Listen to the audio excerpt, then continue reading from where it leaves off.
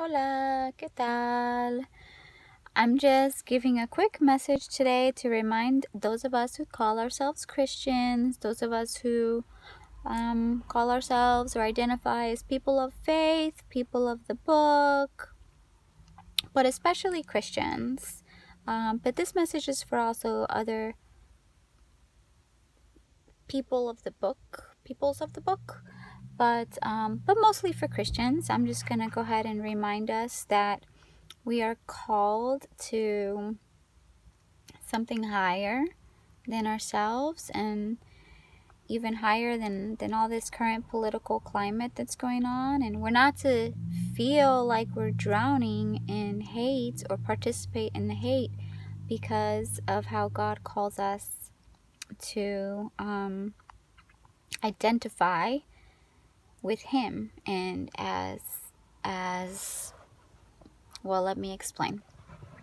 We all have, for example, a throne in our minds, and we all have something that we put on that throne. Whatever it is we put on that throne in our mind is our God, so to speak. It's what we give our attention to. It's what we prioritize.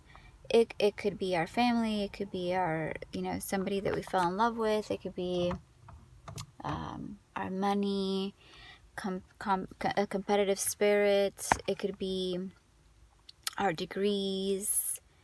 It could even be bad things like drugs and alcohol.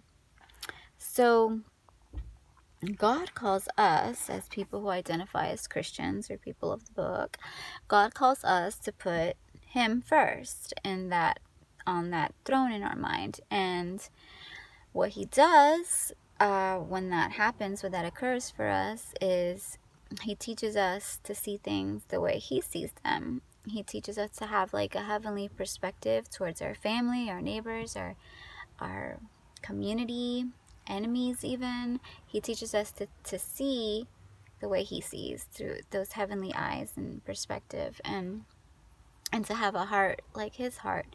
So through putting Him first, we should be learning the attributes of God and should be acquiring characteristics of God.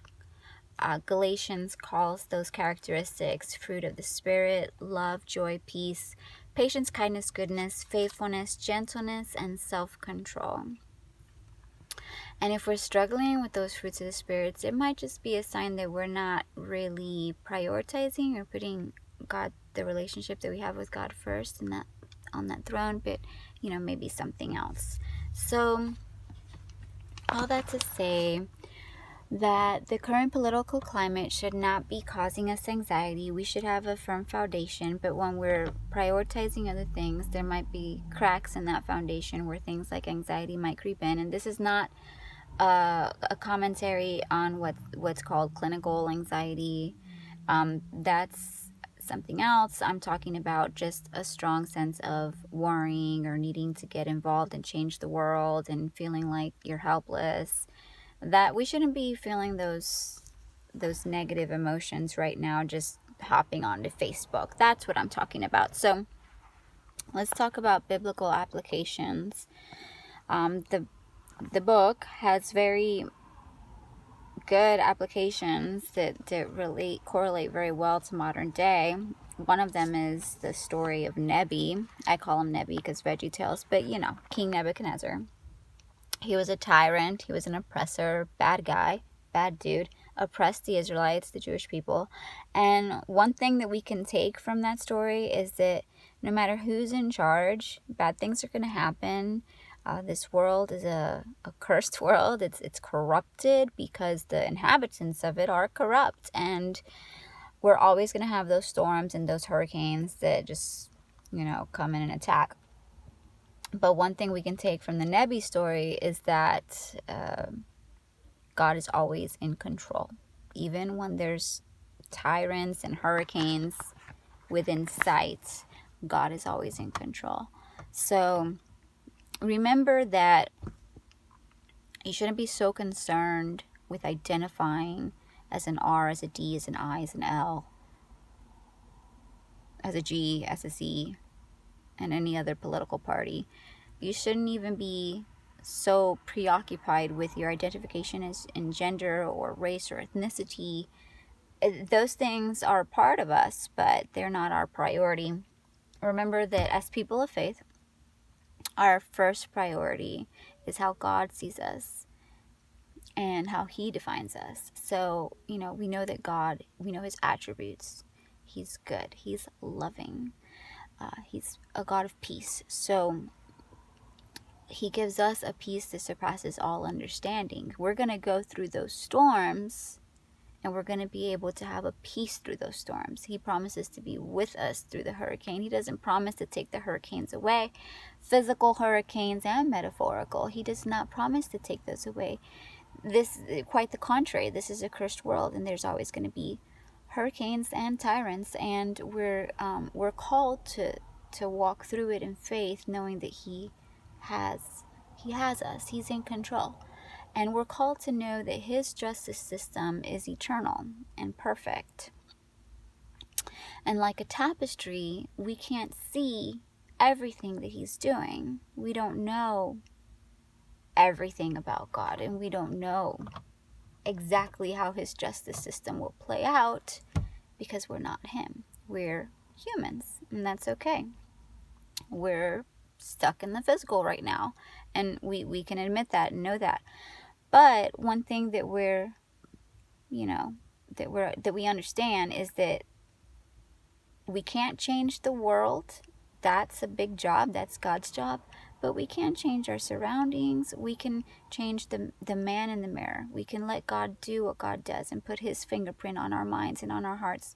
And when He has the throne in our minds, and we learn the attributes of God, and we start to have those characteristics of God, when we start to seek justice and love mercy and walk humbly, when we start to, as Amos 5:15 says, hate evil, love good, maintain justice in the courts. When we start to see the neighbor, the person down the road in our community with a different sign, a different banner, flying a different banner than what we believe in, and we don't see them as an enemy anymore. We don't see them as, oh, look, they got what's coming to them. Their car broke down or they lost their job. Shouldn't have voted that way. The economy, they're a victim of the economy now because they voted that way.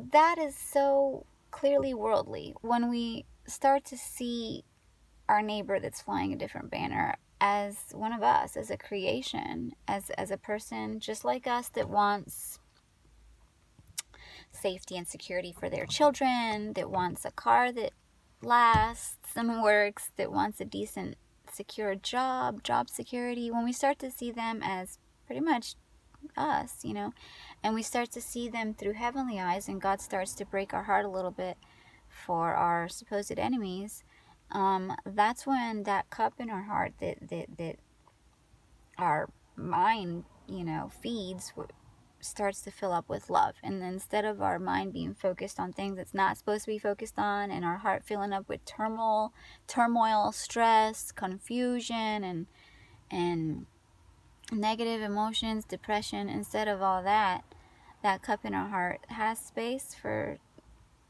what God promises that He's going to empower us with, which is love for our family, love for our neighbors, and love for our enemies. And it's a very hard thing to love your enemies. I would almost say it's supernatural. It's not something that you see in the world, and correct me if I'm wrong, but I don't look around and see people eager to love their enemies, and I don't see it as a natural thing that we naturally learn, genetically or learned. We just don't tend to love our enemies. If somebody hates us, we tend to fight back. We don't tend to love them back. So, that tends to be like a supernatural heavenly thing, and God promises us to empower us in that, that we can actually walk in that. And so anyways, when we start to see our fellow creation not as enemies, but as strings on the tapestry that God is creating, and we see Him as the great artist, and He's creating a beautiful tapestry, You know how if you flip a tapestry on the backside, all you see is a bunch of strings. You don't see like anything pretty, right? You just see a bunch of strings. Well, you're one of those strings and I'm one of those strings. And what God is allowed to be in charge of your minds and fill your cup up with love and joy and peace and tolerance and patience and self-control, then what naturally happens is that it overflows. Our cup overflows into our community. And so we can't change the world. That's God's job. But we can change us, the man in the mirror. And by doing that and allowing God to do that, things start to happen. Our community, that space around us that we affect, is better. And one day, we don't understand right now why there's hurricanes. We don't understand right now why there's tyrants or why there's people in the world that can't love each other. We don't understand that. But one day, God will flip the tapestry over. And we'll see more than just our string and the few strings around us. We'll see the beautiful, beautiful creation that God was making all along. I think that's all I had to share for today. I have more thoughts, but I'm going to save them for another video. So, if you feel like this is foreign to you, but you're a Christian, you call yourself a Christian, a Catholic, or you're a person of the book, a Jewish person, a Muslim person, but the thought of God's attributes being right here, first priority, and the thought of the characteristics of God seeping into your minds and being first and foremost, and then those characteristics of love and patience and kindness and gentleness and self-control and peace and joy, those characteristics seeping into your heart and filling up that heart cup to where it's overflowing and you can love people around you. If that's completely foreign to you, but you do believe, then let me pray with you, because we all have those days where we don't really feel it. And then, sometimes maybe we have a couple of minutes of that every day where we're slaves to humanity still. We're slaves to our flesh. We're slaves to this world, and we're stuck here for a while. And it's a sin-cursed world. It's evil. There's hurricanes and tyrants all around, metaphorically and physically. So we're gonna feel like we're drowning sometimes. And I want to encourage you to seek out an accountability partner. That just means a friend that'll pray with you, and I'll be happy to be that friend. If you want to comment or send me a message, I will be happy to add you to my thoughts and prayers, because I do believe that thoughts and prayers are a good thing, and we can encourage each other and just be friends, and I can encourage you to continue prioritizing that you are in control of that throne room in your mind.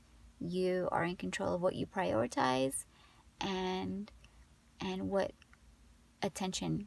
things you're going to give attention to. And let me add that God is not a relational rapist. He's not going to force himself on you. In Revelation 3:18 or 3:20, it says, here I am. I stand at the door and knock. Anyone who hears my voice and answers, I will come in and eat with them and they with me. Like, how beautiful is that? Like, this is the God that is in control of everything. And he says, hey, your heart has a door and I'm just knocking at it. And if you hear it and if you hear my voice, just answer the door and I'll come in and hang out with you. Wow. So you are in charge of what you let into your mind and what you let into your heart. So if you call yourself a believer, this is not, I'm not proselytizing to atheists. If you call yourself a believer and you're struggling with prioritizing your mind and heart and putting those attributes of God first, and letting them change your personality and change your character so that you identify as a child of God, and you look in the mirror and you no longer see what the world says you are, but you look in the mirror and you see what God says you are. If you're struggling with that, yeah, it'd be my absolute honor to humbly pray for you and with you.